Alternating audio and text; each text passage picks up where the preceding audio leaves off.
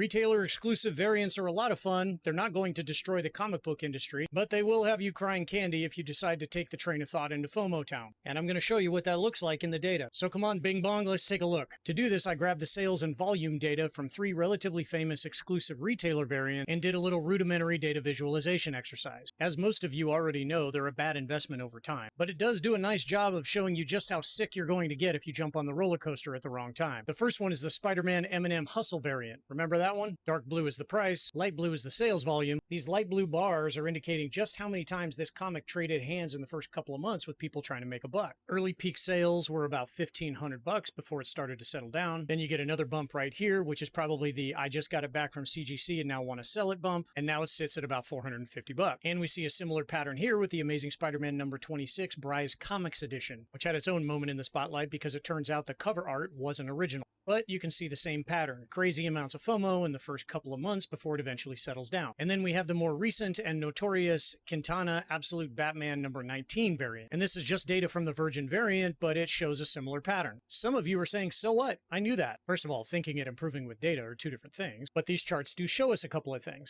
Number one, once the price settles, they do hold value, but they don't increase in value very often. But it's frankly just stupid to pay any more than retail for these books, unless you just want it for the sake of wanting it. But if you're part of the crowd ripping and flipping in the first 60 days of one of these releases, you're playing a very dangerous game. And it's a pretty risky way to make a couple $100. So remember kids, shortcuts are dangerous.